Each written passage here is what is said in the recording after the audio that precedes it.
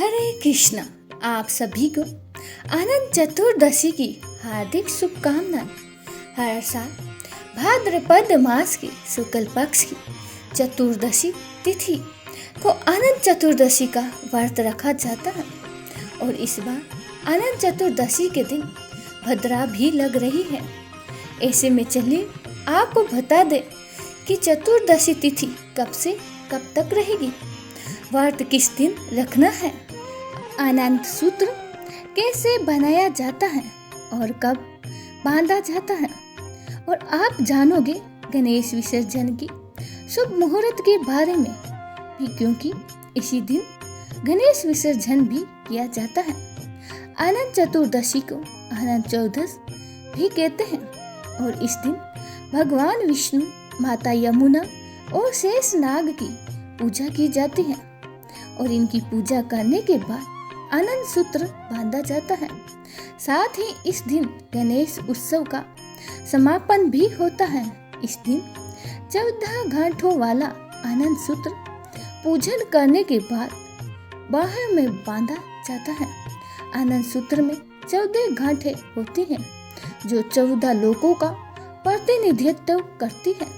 यह धागा आपको बाजार से भी मिल सकता है, नहीं तो आप घर पर भी 14 घाटे लगाकर इस धागे को बनाकर पूजा कर सकते हैं।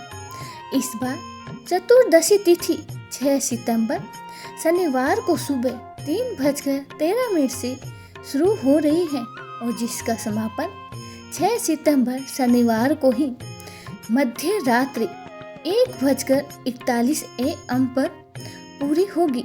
अगर तिथि की बात करें तो इस समय 7 सितंबर और रविवार की तिथि प्रारंभ हो चुकी होगी और भद्रा भी इसी समय लगेगी। रात 1:41 से अगले दिन सुबह 6:02 तक, यानी 7 सितंबर को सुबह 6:02 तक भद्रा रहेगी और इस बार भद्रा का वास मृत्यु लोक में है, जो कि बहुत ही अशुभ मानी जाती है। जब तक भद्रा पृथ्वी लोक पर या मृत्यु लोक में मानी जाती है तो उसका बहुत ही अशुभ प्रभाव हर प्रकार के कार्यों पर पड़ता है और इस दौरान पूजा पाठ संबंधी कार्यों को करने की मनाही होती है। इस बार अनंत चतुर्दशी 6 सितंबर शनिवार को मनाई जाएगी।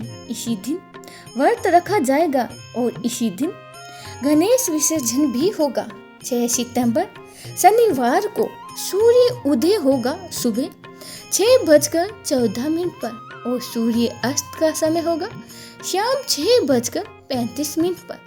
इस दिन भर में मुहूर्त सुबह 4:38 से 5:26 तक रहेगा। अभिजीत मुहूर्त दोपहर के 12 बजे से लेकर 12:49 तक रहेगा। इस दिन पूरा दिन ही पूजा की जा सकती है।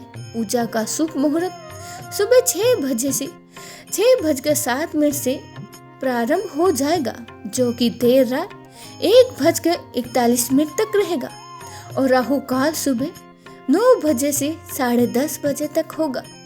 राहु काल को अशुभ समय माना जाता है। अनंत चतुर्दशी के दिन गणेश विसर्जन का भी शुभ मुहूर्त, जिसमें प्रातः काल मुहूर्त रहेगा सुबह 7:36 से 9:10 तक। फिर दोपहर का शुभ मुहूर्त होगा 12:19 से लेकर शाम के 5 बजे तक और तीसरा मुहूर्त रहेगा शाम का 6:37 से रात 8:02 तक और रात का चौथा मुहूर्त होगा 9:28 से लेकर 10:50 तक।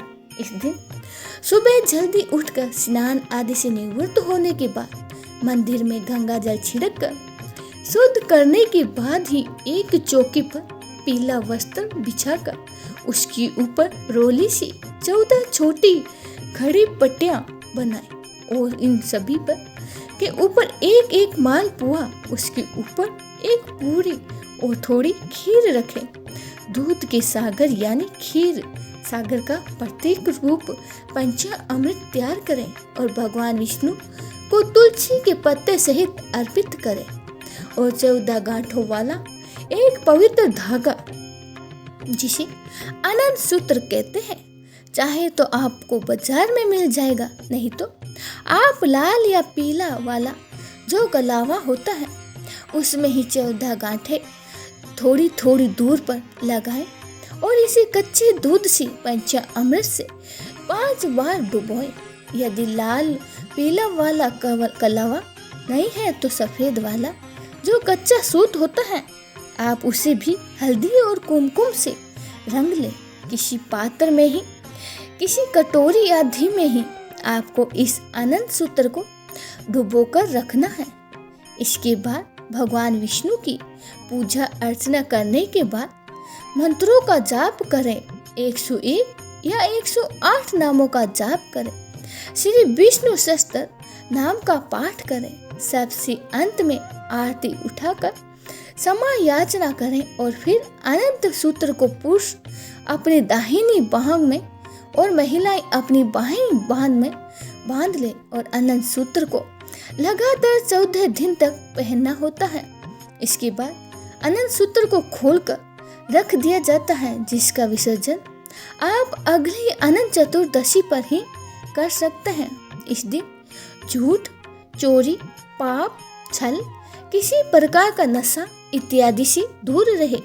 नाखून, बाल इत्यादि ना काटें और अपनी क्षमता के अनुसार दूध, दही, घी, शहद आदि का दान निर्धन लोगों को करें, तब व्रत का पुण्य और भी बढ़ जाता है। ये थी आज की वीडियो।